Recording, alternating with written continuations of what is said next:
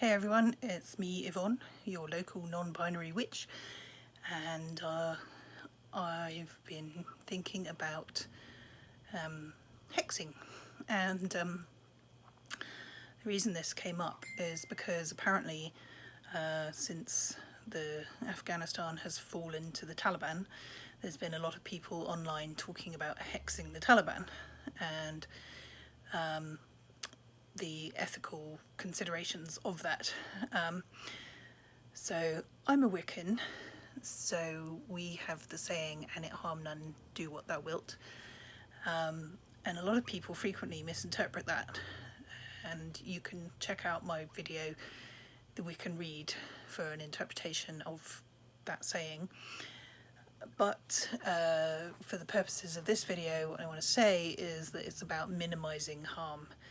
So it means if it harms no one, do what you will. So it actually, what it's saying is that actually pretty much every action that you could possibly do has potentially some harmful consequences. So you can't just do what you want. You have to think about the consequences of your actions. So a lot of people think that that rules out hexing, and sometimes you have to do a certain amount of harm to prevent a greater harm. Like if there was a guy running around on a boat with a gun shooting people, and he's going to shoot everybody on the boat unless you push him overboard and he drowns, then obviously you're going to push him overboard so he drowns, right? Because that would be, you would save more lives that way, right? So it's all about balancing the harm and the good. So that's one thing. The other thing I think is, what exactly do you mean by hexing? Because hexing can mean cursing or it can mean binding, right? So cursing is where you deliberately wish harm upon another person, or in this case organisation. So like, you don't need to wish harm upon individual members of the Taliban in order to stop them doing their harmful activities. I think it's perfectly legit to curse the Taliban as a whole, right? People, it's a nefarious, bad organisation that does bad things and harms people, so there's nothing wrong with just basically pronouncing anathema upon it. Now I deliberately use the phrase pronouncing anathema because that is what the Christian Church does when it doesn't like something. There are formulae that were written by the Christian Church for excommunicating and banning and anathematizing people, that basically said they were very bad and they weren't going anywhere near them again, and they weren't allowed in any churches and stuff like that. And nobody would give them communion and all that stuff, right? Which was back then seen as a pretty harmful thing to do. So I don't rule out, pronouncing a curse upon the Taliban. I have no problem with that. As to cursing individual members of it, that's all well and good, but the problem with cursing, especially if you're cursing an individual, is that you create a link, like a magical link between you and the cursed person. And personally, I don't really want a magical link between me and members of the Taliban, thanks. That's just icky. And clearly there are magical ways of preventing there being a link, but that makes it more complicated than it necessarily needs to be. So I think, by all means, curse the Taliban, that's totally fine. And then, the other reason that this became a big controversial issue is because of the optics of it, right? When Wicca and witchcraft first, the revival first got going in the 1950s, if the witches of that era had said, oh, and by the way, we're going to hex Trump and curse the Taliban and this and that and the other thing,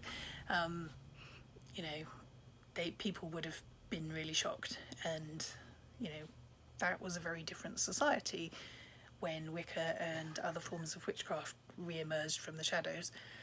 And now I think it's a lot easier to get away with saying, we're going to hex Trump, or whatever, right?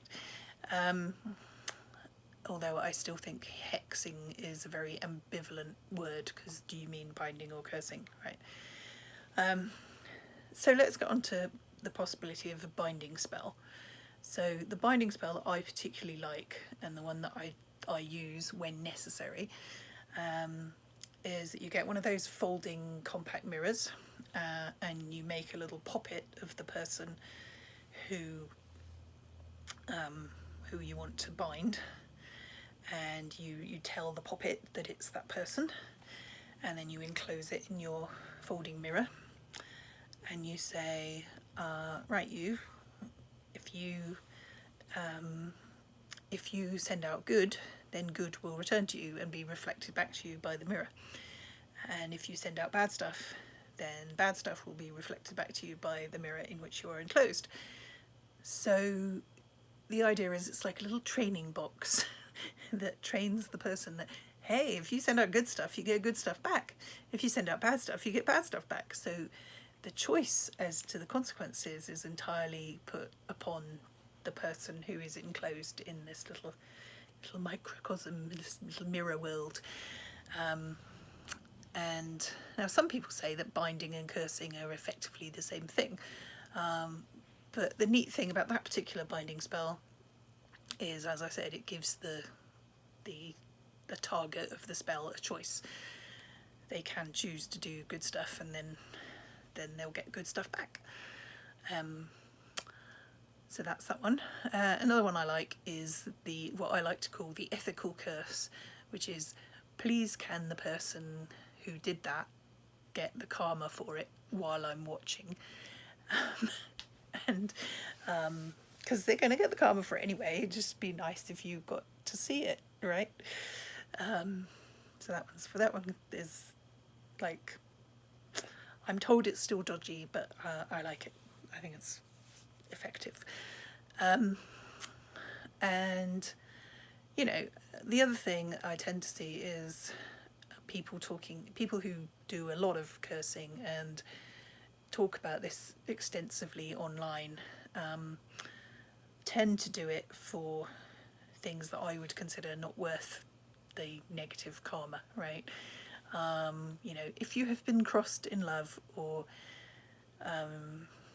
somebody was obnoxious to you at the office or something, then it's not worth attracting the negative karma or creating a psychic link with that person in order to curse them. You might want to do a binding spell because you want to prevent them from perpetrating any further harm on you, but you don't want to attract that link or create that link between you and them. More to the point, you want to sever the link as much as possible. So you know, before you actually embark on stuff like this, think it through very carefully as to, A, do you want to create a psychic link to that person? And B, is it worth the negative karma to do a curse or a binding? And, you know, don't just do it for trivial stuff. And I think the other thing is that magical interventions are not a substitute for actually doing things in the real world that would help the cause, right? You know, please, if you have any cash, donate to Rainbow Railroad, which is an organisation that helps LGBT people get out of countries that are oppressive towards them and might kill them. Donate to any of the numerous causes that are trying to help women in Afghanistan, and lots of other places where women and LGBT people are oppressed, because it's important that we stand in solidarity with those people in practical ways as well as magical ways. So be careful out there, think before you do stuff, and take care.